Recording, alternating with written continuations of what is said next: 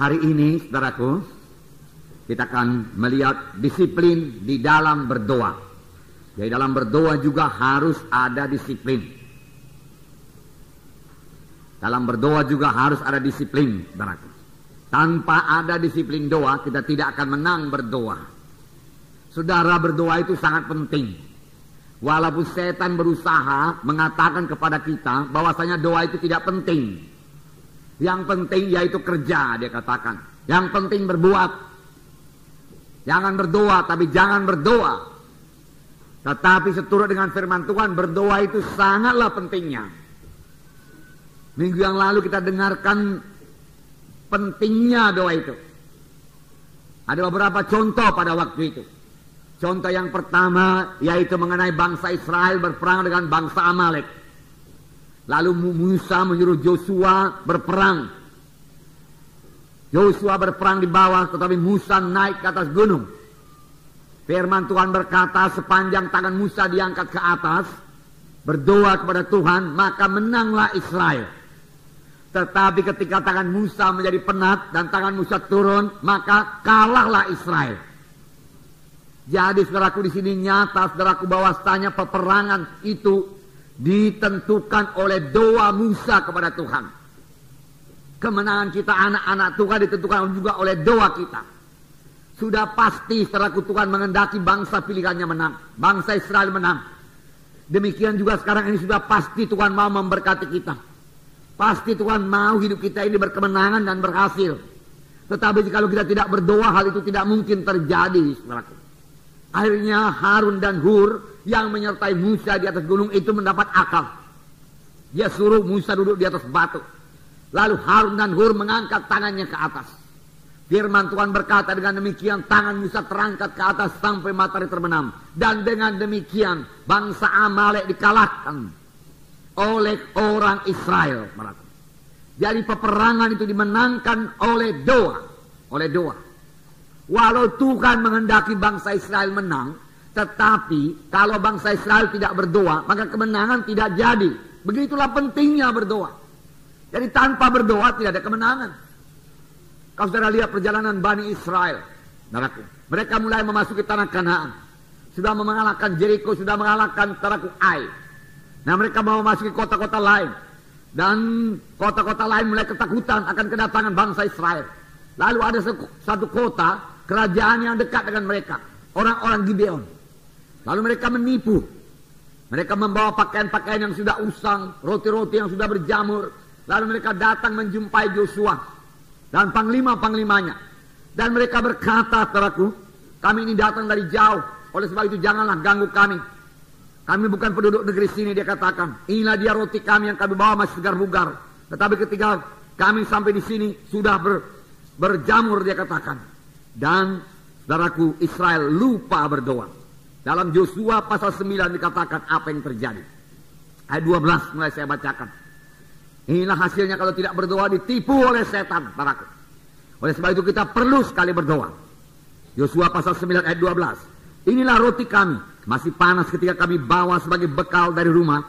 Pada hari kami berangkat dan berjalan mendapatkan kamu. Tetapi sekarang lihatlah, telah kering dan tinggal remah-remah belaka. Inilah kirbat-kirbat anggur yang masih baru ketika kami mengisinya. Tetapi lihatlah, telah robek. Dan inilah pakaian dan kasut kami. Semuanya telah buruk-buruk karena perjalanan yang sangat jauh itu. Lalu orang-orang Israel mengambil bekal orang-orang itu. Tetapi tidak meminta keputusan Tuhan. Maka Joshua mengadakan persahabatan dengan mereka. Dan mengikat perjanjian dengan mereka. Bahwa ia akan membiarkan mereka hidup. Dan para pemimpin umat itu bersumpah kepada mereka. Tetapi setelah lewat 3 hari, sesudah orang Israel mengikat perjanjian dengan orang-orang itu, terdengarlah oleh mereka bahwa orang-orang itu tinggal dekat mereka, bahkan diam di tengah-tengah mereka. Hal yang perlu kita perhatikan di sini dikatakan dalam ayat 14. Lalu orang-orang Israel mengambil bekal orang-orang itu, tetapi tidak meminta keputusan Tuhan. Dengan kata lain, Israel lupa berdoa. Lalu mereka tertipu oleh orang Gibeon, karena mereka lupa berdoa. Saudaraku, ini juga terjadi bagi anak-anak Tuhan. Kapan anak-anak Tuhan lupa berdoa, mereka dengan mudah ditipu oleh setan. Saya percaya kalau kita membekali diri kita berdoa cukup pada pagi hari, di mana kita memperoleh persekutuan dengan Tuhan, saudaraku, dan mendengarkan suara Tuhan, menerima pimpinan Tuhan pada hari itu, maka hari itu kita tidak bisa ditipu oleh setan, bahkan tidak bisa ditipu oleh orang lain, saudaraku, karena Roh Kudus Maha Tahu akan menyertai kita, akan memberitahu kepada kita kapan ada orang yang mau berbuat jahat kepada kita, saudara. Tetapi Israel lupa berdoa. Biar ini pelajaran bagi setiap anak-anak Tuhan supaya jangan lupa berdoa. Berdoa itu penting sekali bagi setiap anak-anak Tuhan. Tetapi setan mengatakan doa itu tidak penting. Itu paling belakangan aja itu. Dia katakan kerjakan dulu pekerjaanmu yang lain. Inilah sebabnya saudaraku, firman Tuhan dalam Efesus 6 ayat 18 berkata, berdoa dan berjaga-jagalah. Berdoa dan berjaga-jagalah. Kita harus berdoa, kemudian kita berjaga-jaga. Berjaga-jaga terhadap tipuan setan yang mengatakan doa itu tidak penting. Doa itu tidak penting. Minggu yang lewat kita dengarkan satu contoh lagi. Masih ada contoh-contoh yang lain. Tuhan berkata kepada Elia, Elia tunjukkan dirimu kepada Ahab, sebab aku mau menurunkan hujan. Tuhan sudah mau menurunkan hujan kepada bangsa Israel. Tapi Elia terlaku harus berdoa. Elia menunjukkan dirinya kepada Ahab. Lalu dikatakan bawa semua nabi-nabi Baal, nabi-nabi Asera. Dia katakan. Lalu mereka bertanding saudaraku di atas gunung Karmel. Apa yang terjadi? Api Tuhan turun menyambar persembahan Elia. Tetapi tidak ada api turun yang menyambar persembahan nabi-nabi Baal, nabi-nabi Asera. Lalu nabi Baal, nabi-nabi Asera ditangkap saudara. Kemudian dibunuh di sungai Kison. Jumlahnya 850 orang. Tapi hujan belum turun juga. Walau Tuhan sudah berjanji, aku mau menurunkan hujan. Apakah diperbuat oleh Elia? Elia naik ke atas gunung Karmel lalu berdoa dengan keningnya di antara kedua lututnya.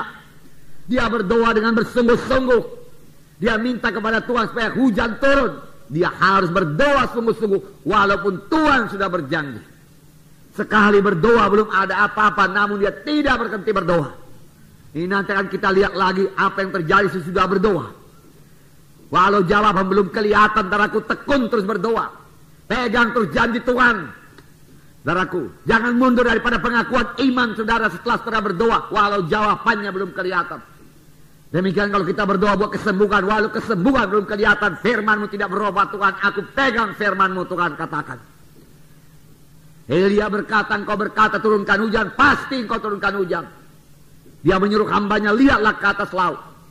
Dia lihat saudaraku ke sebelah laut, tidak ada apa-apa. Sama saja, keadaan tidak berubah. Kadang-kadang sudah berdoa, keadaan kelihatannya tidak berubah, bahkan bertambah jelek. Tapi apakah kita berhenti berdoa? Tidak, saudaraku. Itu mengajak kita lebih tekun berdoa. Elia berdoa lebih tekun lagi sampai 7 kali dia berdoa. Pada kali yang ke-7 kelihatan awan sebesar tapak tangan. Lalu hambanya berkata, ada awan sebesar tapak tangan, apakah gunanya itu? Nah, tapi Elia berkata, udah cukup. Hai Ahab, naik keretamu dan kebut, dia katakan. Supaya jangan kau kena hujan. Kemudian hujan turun dengan lebatnya, saudaraku. Saudara, inilah pentingnya berdoa. Firman Tuhan berkata, tidak ada padamu karena kamu tidak berdoa.